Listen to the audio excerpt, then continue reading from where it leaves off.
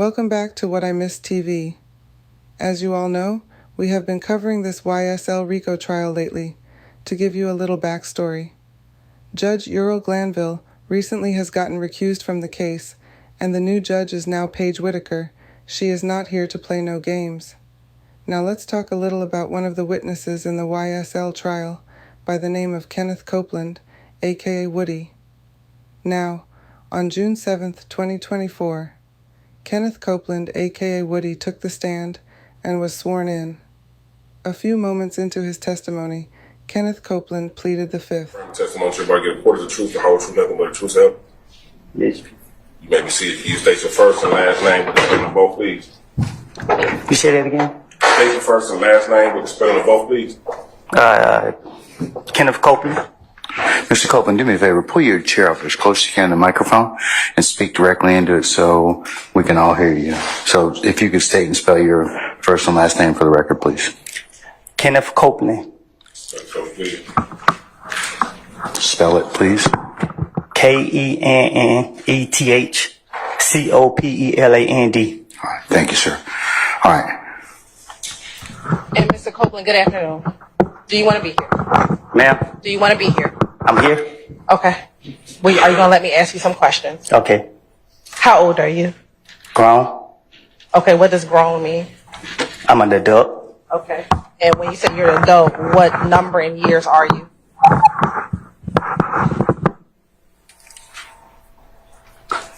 I plead the fifth. Ladies and gentlemen, can I get you to step outside to your headquarters of jury deliberation, please? All right, sir.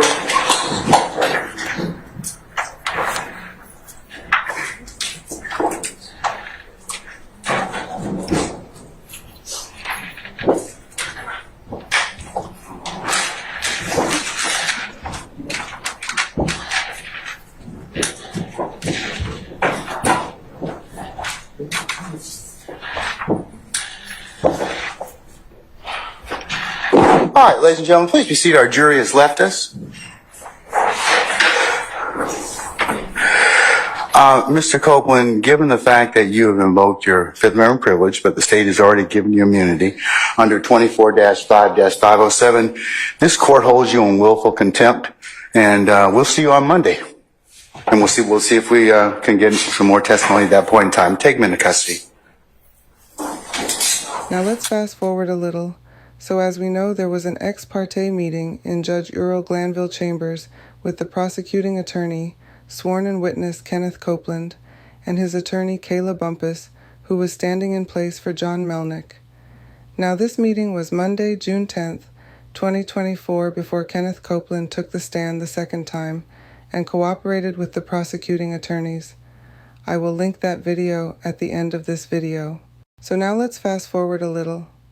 Now on July 30th, 2024, Judge Paige Whitaker had a hearing to catch up on the case, to say the least.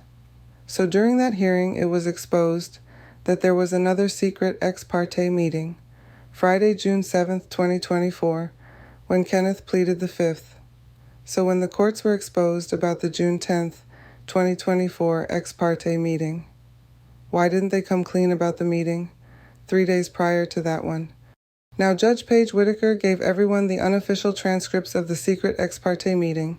About that one. Okay, so there had been Miss Love put on the record this morning that she had made the request for the Monday morning meeting. That was the June 10th meeting with Judge Glanville and Miss Bumpus and others at some point in the afternoon of the Friday the 7th. And I said I would get that ex parte because it did get taken down. And so I reached out to the court reporter who handled that, and she has given me a rough. Now this, and I'm going to share it with each of you.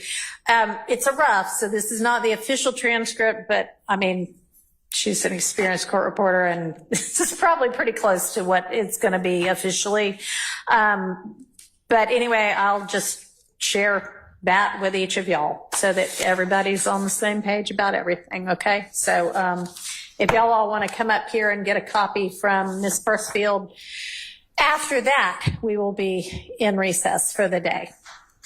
Thank you.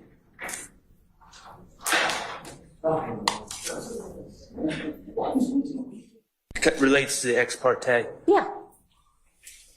I could be wrong about this, but I'm asking my colleagues, and no one has the written motion for immunity for Mr. Copeland. Okay, I think that probably got filed ex parte, but is there any objection at this point in time in the defense having that as well? No, Your Honor, not Okay. the defense, no. I Okay. just didn't want to, no objection to the defense having it. Okay, so I'll email y'all if that's okay, because I don't have hard copies of that available. A copy of that. Do y'all have the order? We have the order. Okay, yeah, I'll make sure y'all have a copy of the motion. Okay. Third time's a charm. We're in recess. Okay. Thank you, Your Honor. Thank y'all.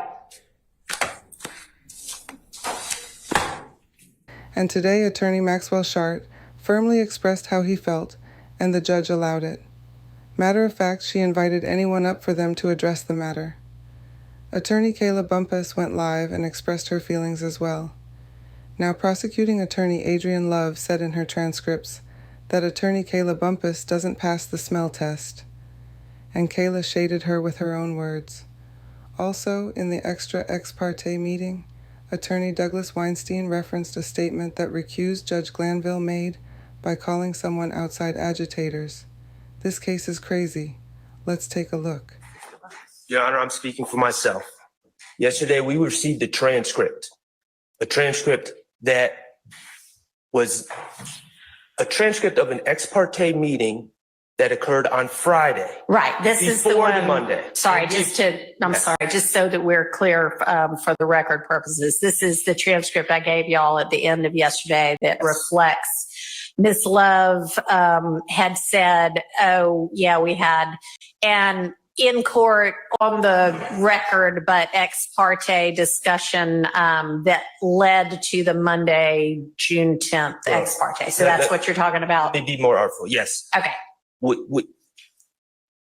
We were made aware, leading to the recusal of Judge Glanville, that there was an ex parte meeting that occurred on June 10th, Monday, June 10th. We were not told by the state, we're not told by the judge that had occurred. We found out about it, luckily, and by happenstance. We then demanded a transcript. We complained about said ex parte, inappropriate ex parte meeting. At no point, when the court finally acknowledged that there was an ex parte meeting that occurred on Monday, June 10th, at no point did the court or the state at that point acknowledge, oh, by the way, there was another ex parte meeting that occurred on June 7th. We sat there after finding out about one ex parte meeting and having to drag the truth out. We sat there, and the state and their co-conspirator, the trial court, were silent about the first ex parte meeting that happened on June 7th. What happened in that meeting on June 7th? The state went in and disparaged defense counsel. The state, with no one else there, trashed a fellow member of the bar, Mr. Melnick, trashed another fellow member of the bar, Kayla Bumpus, presumed the guilt of all these individuals, including my client, Shannon Stillwell, and all but accused myself and Mr. Steele of being co-conspirators in this YSL enterprise. And the judge agreed. And the judge said in this ex parte meeting, yes, I've observed these things. The judge presumed the guilt of all the defendants. The judge presumed the guilt of myself and co-counsel, Mr. Steele. And all this, people have been saying to me throughout this whole trial, Why does Judge Glanville have it out for you? And it never made sense. And I don't assume bad motives of anyone. Why did Judge Glanville, when you did nothing wrong, try to throw you in jail? Accuse you of cussing him out in open court when you didn't do anything? Why does he always tell you, yell at you, tell you to sit down and be quiet? Why does he cut you off at every opportunity? Why did he try to throw Brian Steele in jail for 20 days for doing what was right? And I didn't have an answer. And then yesterday I received, and I appreciate that, Judge. I appreciate someone finally being open about what's going on here. And I received a transcript. And in that transcript, the trial judge, who's not only assuming the guilt of my client, but is assuming the guilt of me and my friend, Mr. Steele. This is gross. This is disgusting. But it's all starting to make sense. It clicked when I read that transcript last night. This is not okay. Nothing about this is okay. These gentlemen have a right to a fair and impartial judge. And I appreciate the fact that you are going to be a fair and impartial judge. But the reality, Judge, is that they don't have a right to a fair and impartial judge starting on witness 76 of a trial after 9 months or whatever it is. They have the right to a fair and impartial judge from the beginning. And this is absolutely gross and disgusting. And the bottom line is there's a lot more discussions that need to be had about this. But the bottom line is, if you ask me, do we need to revisit the rulings of the judge who sits in chambers secretly and talks to the other side and says, yes, I've been observing this. I've been observing this about what's going on in the trial. The judge that says, not only I'm going to meet with you on Friday and on Monday, but if we need to talk during the weekend, yeah, we can do that. The judge that suggests handing Mr. Copeland a list of questions. All right. Do we need to revisit those rulings? Absolutely, we need to revisit those rulings. We need to revisit everything. This is broken, and it's not okay. It's not okay.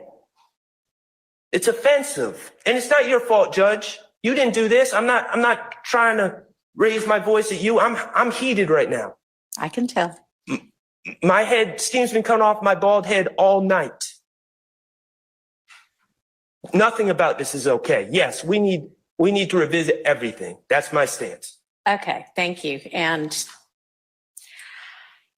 I think that I understand you being upset, and I understand why you and probably some of your fellow defense counsel on this side of the room are upset. Considering and reading what y'all gave me yesterday to make a ruling on the substantive matters of that ex parte, and I can consider the June 7th ex parte as well, because I suspect y'all asked me to do that. And if I determine that that is such, that there was coercion that is unconstitutional or structural error, then I will grant a mistrial. If not, then the case will move forward. We can consider again all of the evidentiary rulings with regard to the videos and audios that might be used with Mr. Copeland, because that's the witness that we are on the stand with right now. I would, and I know this is hard to do, but I would like for everybody to try to take some deep breaths. I'd also like to thank Your Honor for the reminder regarding professionalism. I was going to ask that the court require that we all adhere to that. Being called co-conspirators is not something that I would expect to have heard, no more than I would expect to level a assertion that Mr. Sharp is a defendant. So I'd ask that that all sides be required to adhere to the court's admonition. Okay, well, again, the transcript will reflect what was actually said in there, and there are some allegations that if I were an attorney and it were leveled against me, I mean, I am an attorney, but you know what I mean, practicing in a case, I would be a little hot under the collar as well. Y'all had potentially legitimate concerns. I don't honestly at this point right now need to rehash all of that. But the reminder is to everybody. Okay. And I mean, I've said it. So let's act accordingly. Ron, Yes, sir. if I can address the court briefly. I filed a supplement to the Mr. Kendrick's motion for a mistrial this morning. I just want to make sure the court's aware of it. I am aware of it. I have not yet had a chance to look at it, but that's got it. Thank you, Your Honor. Mostly I want to make sure I bring it to the court's attention because again, and I've followed the request of the court to not argue what's already in the papers, but I just want to make sure that the court understands that based on this additional information that we learned about the July 7th meeting, that my client has been consistently denied his right to a fair tribunal. It's been a due process violation. I, like Mr. Shart, am extremely upset having read that transcript. Myself and my fellow outside agitators over here, I assume that they are upset as well.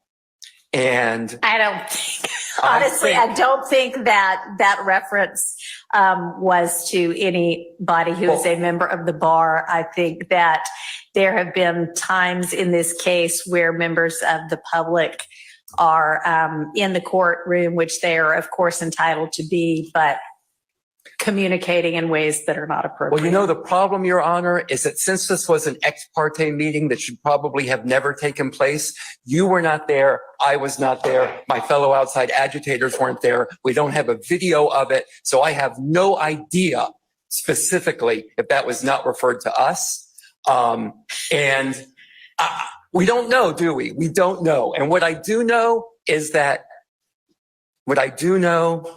I have been arguing with people for 18 months that Chief Judge Glanville was doing his best, that he was trying to rule to the best of his ability based on the evidence and the law before him. And now I have been made to look like an idiot. So well, I do not believe that this trial should continue, Your Honor. I understand. Thank you. I'll take your supplement under consideration. Like I say, I haven't, obviously you just filed it and I haven't had a chance to look at it yet, but I will consider that in the overall context of the motion I was already considering. And, you know, I don't know that everybody's not going to want to come up here and do their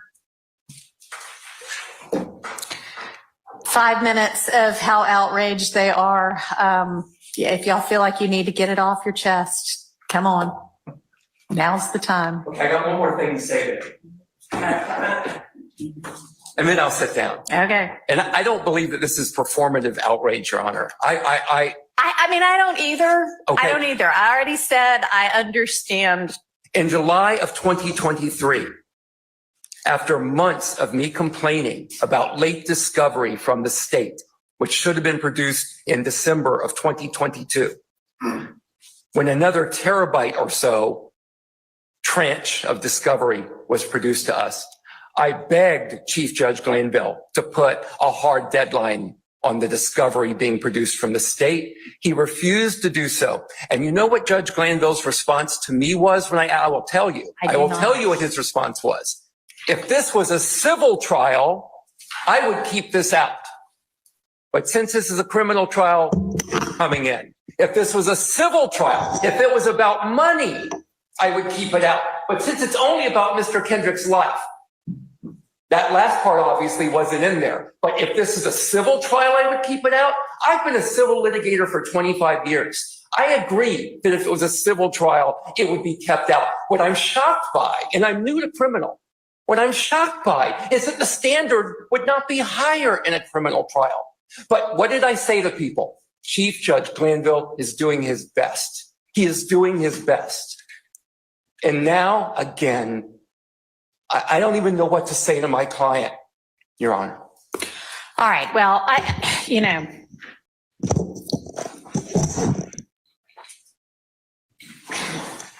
What do I say? I don't know. Obviously, I don't know what to say right now either. Long story short, she says, Captain Kendall has me taken out. And then the only reason Adrian knows, y'all stop calling her Miss Love. Her name Adrian. So only reason Adrian Lawyer knows, Adrian. yeah, no, not even that. We just gonna call her Adrian. So because she calls me, I'm gonna tell you how she addresses me and how she titles me. We're gonna get there in a second. Girl, you wasn't even in the courtroom. I seen Adrian outside the courtroom. I said, girl, what's going on in there? Like I told y'all, I've been very honest with y'all. I have not followed this case, so I did not know everything that was going on. I didn't know what was happening in the courtroom. So, I just know Adrian. So I'm like, what's going on in there? Them people trying to put me in jail for hugging Thug. What's up? That's the only reason she know I was trying to hug Jeffrey Williams. She was not in the courtroom. And then you just say anything. That's how you know that lady just say anything. Well, it's like she got all the emails wrong. Yeah. Anyway, we go to the last part right here. Then that's when we get to Rachel's part. Oh right man, here. I just can't even stand it. And we got to you already went over the part where Adrian was talking about what homework her and the judge were going to be doing. Oh no, we go to back. Oh, to that was good too. That was good too. I'm wondering what kind of text messages were going back between them. Text, phone calls, all kind of stuff. I don't think it was just in court. That's my thought. No, because the judge even says if we need to address this over the weekend. So then she says, Miss Bumpus is going to be here. Miss Bumpus, this is how she titles me. Miss Bumpus, hugging Mr. Kendrick and Mr. Williams, is going to be here representing the interest of Kenneth Copeland, who is supposed to testify against Mr. Kendrick and Mr. Williams. This is where we are. That doesn't pass a smell test. Bitch, you don't pass a smell test. Like, I don't know what's wrong with her. She's worried about all the wrong things. She's upset that she's not going to be able to get her witness to the witness that she wants to say certain things, that there's lawyers who are advising him based on his best interest. She disagrees because it's not in her best interest. Yep. That's what's happening. And then she's complaining to the judge like a big baby. It's like fifth grade. It's like fifth grade stuff. Like, oh, she was hugging DeMonte. No, she was hugging Jeffrey. No, she was hugging both. I mean, what are we fucking? I mean, are we 15 years old? Kat, what motion is that in Doug's motion where he says is that this motion that we have pulled up? Where he calls them yentas? Yes. Gossiping yentas? Yes. I can tell you that's Yiddish for gossiping woman. Oh, here it goes right here. It is not a fair trial when in an ex parte meeting, Glanville, Love, and Hilton gossip like yentas over a 13-page transcript about attorney Sharp, Melnick, and Steele. Yeah, I love it. Yeah, you can look it up on Urban Dictionary, but that's like Yiddish for being gossiping women. And that's really what it is. It's like, that relationship between the state and the judge is incredibly concerning. And I'm hoping that Judge Whitaker, I mean, for better or worse, I know she is concerned about Adrian being honest and truthful. So I'm really hopeful that she understands just how deep this goes. I think Max Shard was the one that said that, like, you can't start giving them a fair trial at witness 76. Like, it doesn't, the fact that they have not had a fair trial thus far, I mean, it basically, and he doesn't want a mistrial. So I don't really understand exactly what they're asking for at this point, but it is, what a trash dump, just all over the place. They're worried about outside influencers, and even today, Judge Whitaker was talking to you about how, like, you know, what's going on over there, meaning where the public sits, is distracting. It's called a public courtroom, ma'am. So, what are your thoughts so far? Do you believe when the official transcripts of the secret ex parte meeting, there will be another jaw-dropping moment? Do you think the Georgia justice system is corrupted? Leave us a comment. Don't forget to hit the like button and subscribe to the channel for more content like this.